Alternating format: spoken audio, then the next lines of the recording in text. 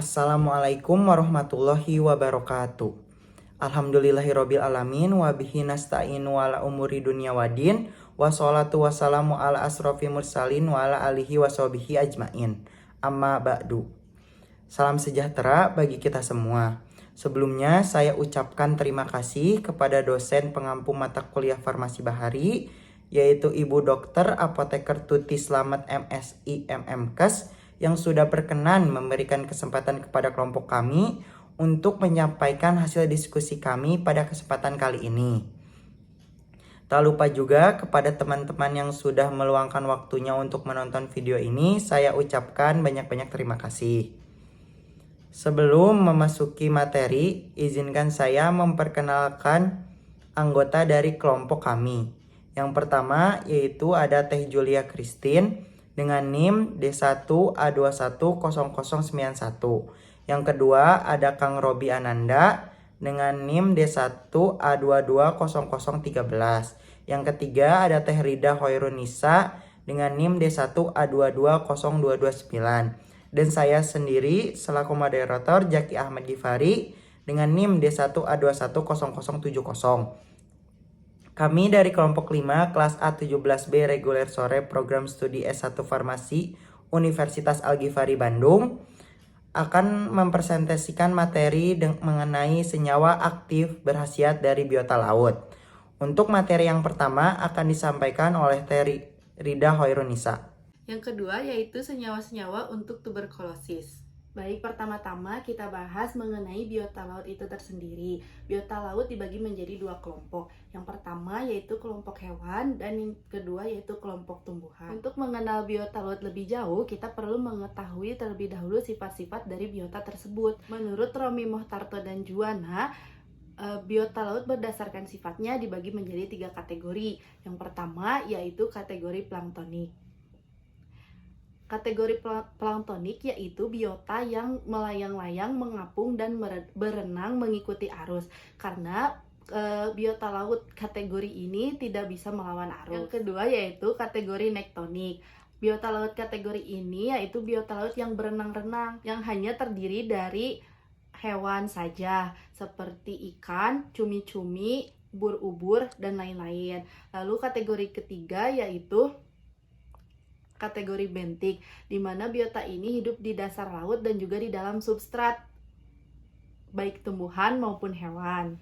Selanjutnya yaitu pemanfaatan biota laut dalam aspek kesehatan, khususnya dalam bidang farmasi mengenai obat-obatan. Berdasarkan jenis organisme penyebab penyakit, pemanfaatan senyawa-senyawa dapat dibagi menjadi beberapa kategori. Yang pertama, senyawa-senyawa untuk infeksi akibat jamur. Yang kedua, senyawa untuk tuberkulosis. Yang ketiga, senyawa-senyawa untuk parasit helmintik. Yang keempat, senyawa-senyawa untuk infeksi protozoa. Yang kelima, senyawa-senyawa untuk penyakit bakteri. Yang keenam, senyawa-senyawa untuk infeksi virus. Yang ketujuh, senyawa-senyawa untuk penyakit kronis. Yang kedelapan, senyawa-senyawa untuk penyakit kanker. Dan yang terakhir yaitu senyawa untuk inflamasi. Kita bahas yang pertama yaitu senyawa-senyawa untuk infeksi jamur. Senyawa untuk infeksi jamur ini ada 4. Yang pertama ada poliketida, yang kedua makrolida, yang ketiga alkaloid, yang terakhir yaitu ester dan lemak. Yang pertama poliketida, contoh senyawanya yaitu aurantosid yang diisolasi dari spons Siliquarispongia japonica. Aurantosid ini menunjukkan aktivitas sebagai anti jamur terhadap Aspergillus fumigatus dan Candida albicans. Yang kedua yaitu makrolida. Contoh senyawanya misalnya porboxazole A yang diisolasi dari spons Porbus sp asal lautan Hindia. Juga ada halicondramid yang diisolasi dari Nudibranch hexabranchus sanguinus dan spons Halicindria sp. Juga yang terakhir ada halicigamid A yang diisolasi dari spons Halicandria sp asal Okinawa. Lalu yang ketiga alkaloid, misalnya Phascaplicin yang berhasil diisolasi dari spons Phascaplicinopsis reticulata dan Tunicata didemnum sp. Senyawa lainnya adalah petilomicalina yang diisolasi dari spons Peticocaulis piculfer. Lalu yang terakhir ada ester dan lemak. Contohnya bengazole A yang diisolasi dari Spongaspis sp yang menunjukkan aktivitas anti jamur terhadap Candida albicans. Beberapa senyawa utama yang digunakan untuk penanganan tuberkulosis diantaranya adalah 8-hidroksimanzamin A yang pertama kali diisolasi dari spons Pachypelina sp yang sangat manjur untuk mengatasi Mycobacterium tuberculosis H37RV. Selain itu juga Pseudoteroxazole dan Ergorgiane merupakan senyawa yang diisolasi dari Gorgonian Pseudopterogorgia elizabethae terbukti mampu menghambat pertumbuhan M. tuberculosis. Lalu senyawa-senyawa untuk parasit helmintic. Nematoda merupakan salah satu masalah kesehatan yang selalu mendapat perhatian serius karena dapat berjangkit pada manusia maupun hewan. Daya tahan pertumbuhan nematoda terhadap obat-obatan antihelmintik ini menjadi dorongan untuk pencarian senyawa baru yang lebih efektif dalam penanganan nematoda. Contohnya, dihidroksitetrahidrofuran yang diisolasi dari alga coklat. Juga Notheia anomala asal Australia menunjukkan aktivitas terhadap nematosidal tertentu. Senyawa lainnya yaitu Geodin A magnesium salt yang berhasil diisolasi dari spons Geodia sp. Juga menurut Chapon et al. Tahun 1999, Geodin A magnesium salt ini sangat efektif menangani nematosidal tertentu. Untuk senyawa-senyawa berikutnya akan dijelaskan oleh rekan saya. Terima kasih kepada Terida. Izin memperkenalkan diri, nama saya Robi Ananda dengan NIM D12A220013. Melanjutkan, yang keempat adalah senyawa-senyawa untuk infeksi terhadap protozoa. Seperti contoh, ada kloroquine, mefloquine, quinin, dan sulfadoksin pirimetamin. Yang mana senyawa-senyawa yang telah dianggap efektif pada penyakit malaria yang disebabkan oleh protozoa Plasmodium falciparum. Seperti contoh kloroquine, yakni kloroquine adalah alkaloid yang telah diisolasi dari spons dengan efektivitas farmakologinya sebagai anti malaria dan juga merupakan pilihan yang tepat karena pengobatannya yang aman dan harganya yang terjangkau. Yang kelima adalah senyawa-senyawa untuk penyakit yang disebabkan oleh bakteri, seperti contoh senyawa biota laut seperti sequalamin yang mana telah diisolasi dari ikan hiu Sequalus acanthias, menunjukkan sifat bioaktif sebagai antibakteri berspektrum luas, dan juga sequalamin ini sendiri sedang dalam pengembangan peneliti untuk efektivitas terhadap penyakit-penyakit lainnya. Nah, yang keenam adalah senyawa-senyawa untuk infeksi yang disebabkan oleh virus.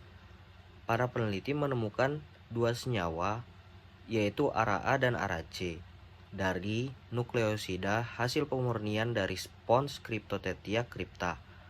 Nah, untuk ARA itu sendiri biasanya digunakan untuk pengobatan infeksi dari virus seperti herpes, dan ARA-C digunakan untuk pengobatan leukemia akut.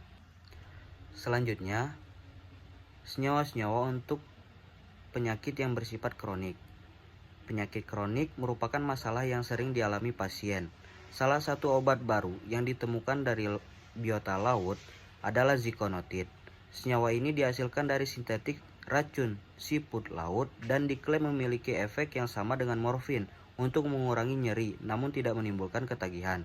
Zikonotid biasanya digunakan untuk mengobati nyeri kronis yang dihasilkan dari kondisi tertentu seperti kanker, HIV, dan gangguan neurologis tertentu. Namun, zikonotid hanya berfungsi jika dimasukkan langsung ke cairan tulang belakang atau intratekal. Yang kedelapan, senyawa-senyawa untuk penyakit kanker. Kebanyakan dari senyawa biota laut yang bersifat anti kanker sedang dilakukan penelitian pada tahap uji klinis seperti LAF389, asam amino dari spons Jaspis CF. Yang terakhir adalah senyawa-senyawa untuk inflamasi. Seperti contoh senyawa inflamasi adalah monoalit. Monoalit adalah penghambat saluran kalsium yang memiliki efek seperti antibiotik, analgesik, dan antiinflamasi. Monoalit dapat ditemukan dari beberapa spons seperti spons dari spesies Lufariella variabilis dari Pasifik Barat. Untuk efek farmakologi dari monoalit ini sendiri yaitu dengan penyumbatan permanen fosfolipase A2 dan C atau kalsium dengan residu lisin. Untuk selanjutnya, pemanfaatan biota laut dalam aspek industri makanan. Yang pertama adalah agar. Agar merupakan produk utama yang dihasilkan dari rumput laut. Agar memiliki kemampuan membentuk lapisan gel atau film sehingga banyak dimanfaatkan sebagai pengemulsi, penstabil, pembentuk gel, pensuspensi, pelapis, dan juga inhibitor. Yang kedua ada pikokoloid. Pikokoloid merupakan golongan polisakarida yang dihasilkan melalui ekstraksi rumput laut.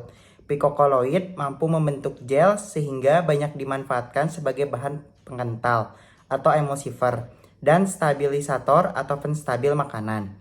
Selain itu, pikokoloid juga dapat digunakan dalam industri farmasi dan kosmetika. Pikokoloid banyak dihasilkan rumput laut dari spesies alga merah. Yang ketiga ada karangenan. Bahan mentah yang terpenting untuk produksi karangenan adalah karagenate dan derivatnya atau turunannya, seperti Chondrus crispus dan berbagai macam spesies Gigartina. Karangenan seringkali digunakan dalam industri farmasi sebagai pengemulsi atau sebagai contoh dalam emulsi minyak hati, sebagai larutan granulasi dan pengikat atau sebagai contoh tablet, elixir, sirup, dan lain-lainnya. Materi yang selanjutnya yaitu kandungan senyawa aktif yang ada pada biota laut. Yang pertama ada kandungan di dalam rumput laut. Di dalam rumput laut terkandung ada polisakarida dan serat, yaitu kandungan polisakarida yang terdapat di dalam rumput laut berperan dalam menurunkan kadar lipid di dalam darah dan tingkat kolesterol serta memperlancar sistem pencernaan makanan. Komponen polisakarida dan serat juga mengatur asupan gula di dalam tubuh sehingga mampu mengendalikan tubuh dari penyakit diabetes. Beberapa polisakarida rumput laut seperti fukoidan juga menunjukkan beberapa aktivitas biologis lain yang sangat penting bagi dunia kesehatan. Aktivitas tersebut seperti antitrombotik, antikoagulan, anti kanker, antiproliferatif atau anti pembelahan sel secara terkendali, antivirus, dan antiinflamatori atau anti peradangan. Selanjutnya mengandung mineral, yaitu kandungan mineral rumput laut tidak tertandingi oleh sayuran yang berasal dari darat. Fraksi mineral dari beberapa rumput laut mencapai lebih dari 36% berat keringnya. Dua mineral utama yang terkandung pada sebagian besar rumput laut adalah iodin dan kalsium. Terus Laminaria sp, rumput laut jenis coklat, merupakan sumber utama iodin karena kandungannya mampu mencapai 1.500 sampai 8.000 ppm berat keringnya. Rumput laut juga merupakan sumber kalsium yang sangat penting. Kandungan kalsium dalam rumput laut dapat mencapai 7% dari berat kering dan 25 sampai 34% dari rumput laut yang mengandung kapur. Selanjutnya, di dalam rumput laut terkandung juga protein. Kandungan protein rumput laut coklat secara umum lebih kecil dibanding rumput laut hijau dan merah. Pada rumput laut jenis coklat, protein yang terkandung di dalamnya berkisar 5-15% dari berat keringnya. Sedangkan pada rumput laut hijau dan merah berkisar 10-30% dari berat keringnya. Beberapa rumput laut merah seperti Palmaria palmate atau dulce dan Poriphyra tenera atau nori, kandungan protein mampu mencapai 35-47% dari berat keringnya. Kadar ini lebih besar bila dibandingkan dengan kandungan protein yang ada di sayuran yang kaya protein seperti kacang kedelai yang mempunyai kandungan protein sekitar 35% berat keringnya. Terus ada lipid dan asam lemak. Lipid dan asam lemak merupakan nutrisi rumput laut dalam jumlah yang kecil. Kandungan lipid hanya berkisar 1-5% dari berat keringnya. Dan komposisi asam lemak omega 3 dan omega 6. Asam lemak omega 3 dan 6 berperan penting dalam mencegah berbagai penyakit seperti penyempitan pembuluh darah, penyakit tulang, dan diabetes. Asam alfa-linoleat omega 3 banyak terkandung dalam rumput laut hijau. Sedangkan rumput laut merah dan coklat banyak mengandung asam lemak dengan 20 atom karbon seperti asam eicosapentaenoat dan asam arachidonat. Kedua asam lemak tersebut berperan dalam mencegah inflamatori atau peradangan dan penyempitan pembuluh darah. Hasil penelitian membuktikan bahwa ekstrak lipid beberapa rumput laut memiliki aktivitas antioksidan dan efek sinergisme terhadap tokoferol atau senyawa antioksidan yang sudah banyak digunakan.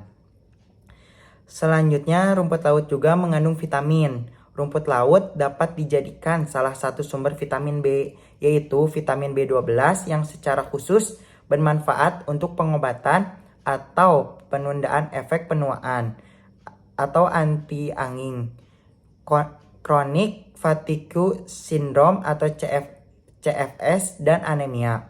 Selain vitamin B, rumput laut juga menyediakan sumber vitamin C yang sangat bermanfaat untuk memperkuat sistem kekebalan tubuh, meningkatkan aktivitas dan penyerapan usus terhadap zat besi, pengendalian pembentukan jaringan dan matriks tulang, serta juga berperan sebagai antioksidan dalam penangkapan radikal bebas dan regenerasi vitamin E. Kemudian rumput laut juga mengandung polifenol, yaitu polifenol dalam rumput laut memiliki aktivitas antioksidan sehingga mampu mencegah berbagai penyakit degeneratif maupun penyakit karena tekanan oksidatif. Di antaranya seperti kanker, penuaan, dan penyempitan pembuluh darah.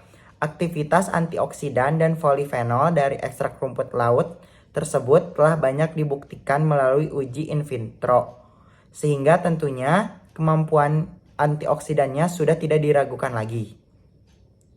Selain itu juga, polifenol juga terbukti memiliki aktivitas antibakteri sehingga dapat dijadikan alternatif bagi antibiotik. Salah satunya terbukti bahwa rumput laut mampu melawan bakteri Helicobacter pylori, penyebab penyakit dari kulit. Yang kedua, ada kandungan di dalam bintang laut. Bahan berlendir yang melapisi tubuh bintang laut dapat menghentikan puing-puing menempel pada tubuh bintang laut tersebut, sehingga bisa menjaga kebersihannya.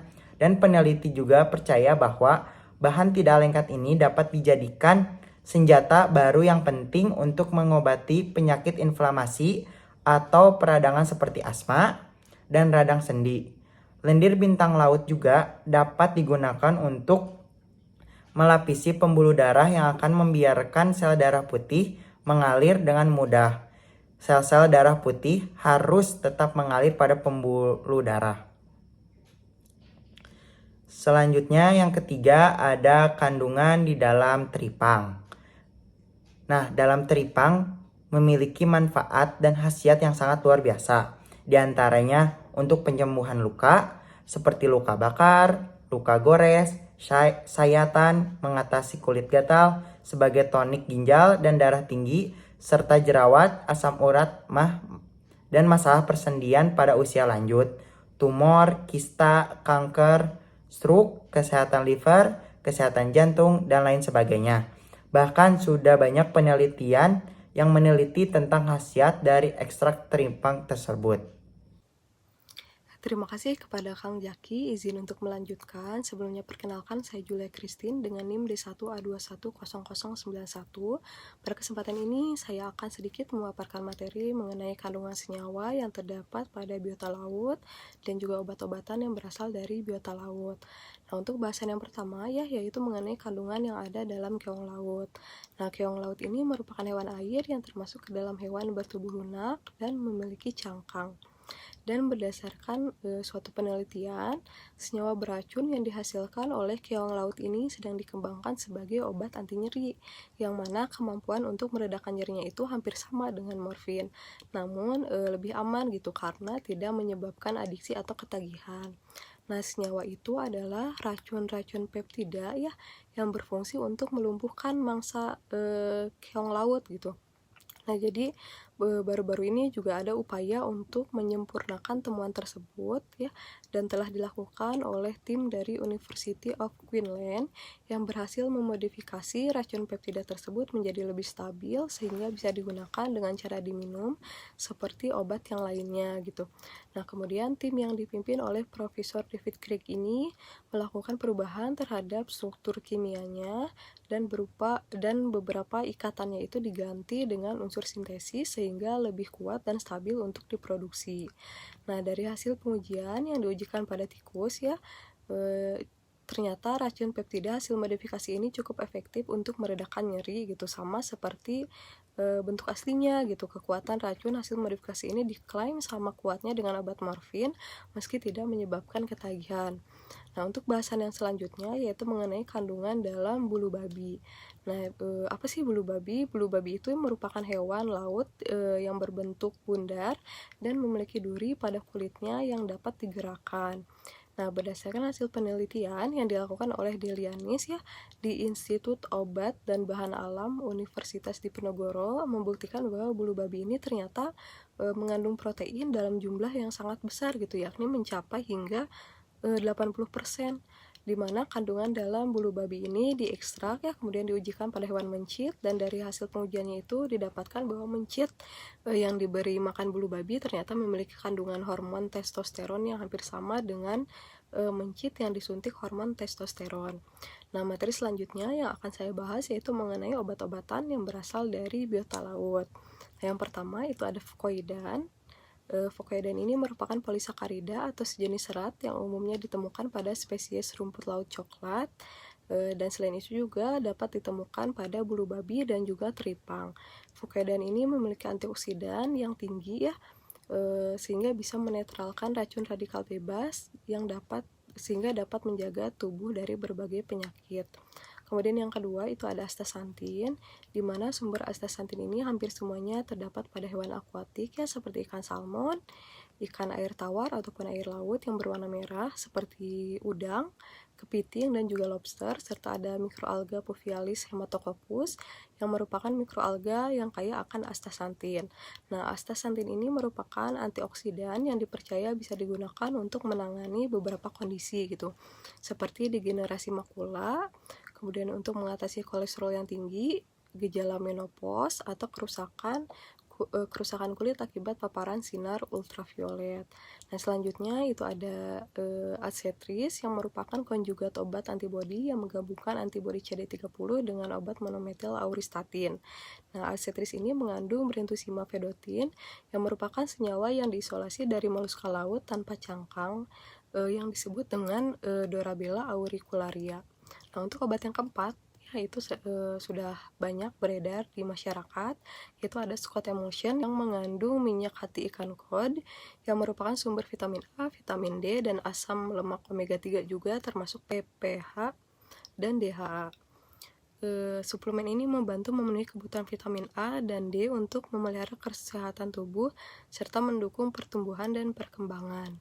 Kemudian yang kelima ini ada spirulina yang merupakan salah satu suplemen herba yang mengandung beberapa vitamin mineral ya dan antioksidan yang baik untuk kesehatan tubuh. Spirulina ini berkhasiat untuk memperkuat sistem kekebalan tubuh, menjaga kesehatan jantung, kemudian menurunkan tekanan darah tinggi dan mengurangi resiko kanker, serta menjaga kesehatan saluran pencernaan dan menjaga kesehatan kulit. Spirulina ini asalnya dari tanaman ganggang yang berwarna hijau. Kemudian yang keenam itu ada jeligamat yang merupakan obat herbal yang berkhasiat untuk mempercepat penyembuhan luka, kemudian untuk meringankan nyeri sendi, menyehatkan kulit, menurunkan kadar kolesterol yang tinggi dan tekanan darah yang tinggi, juga dapat memperbaiki kerusakan hati dan jantung. Nah, jeligamat ini terbuat dari ekstrak timun laut ya, atau yang lebih dikenalnya itu dengan teripang gitu, yang mana hewan laut ini bisa ditemukan di dasar laut yang dangkal atau diternakan di dalam kolam buatan. Kemudian yang ketujuh ada Nature Plus Shark Cartilage yang mengandung tulang rawan ikan hiu yang digunakan sebagai pengobatan alternatif untuk mengobati kanker, kemudian mengatasi penyakit degeneratif ya seperti retinopati diabetik dan degenerasi makular. Obat ini juga dapat digunakan untuk meningkatkan daya tahan tubuh dan membantu mengurangi nyeri akibat peradangan. Kemudian, berdasarkan materi yang telah rekan-rekan saya paparkan, maka dapat disimpulkan bahwa yang pertama itu biota laut terbagi atas dua kelompok ya, yaitu kelompok hewan dan kelompok tumbuhan. Kemudian yang kedua, berdasarkan jenis organisme penyebab penyakit, pemanfaatan senyawa-senyawa yang berasal dari laut ini dapat dikelompokkan dalam beberapa kategori. Yang pertama itu ada senyawa-senyawa untuk infeksi akibat jamur, kemudian senyawa untuk tuberkulosis, senyawa untuk parasit helminthi, kemudian untuk infeksi protozoa, untuk penyakit bakteri, untuk infeksi virus juga, kemudian ada senyawa untuk penyakit kronis, untuk penyakit kanker, dan ada senyawa-senyawa untuk inflamasi. Kemudian yang ketiga yaitu masih banyak senyawa biota laut yang belum diteliti lebih lanjut, sehingga peluang sediaan biota laut ini akan terus berkembang gitu ke depannya, akan berkembang dengan lebih baik lagi. Kemudian mungkin cukup sekian yang dapat saya sampaikan. Mohon maaf apabila masih banyak kekurangan. Saya kembalikan lagi kepada moderator.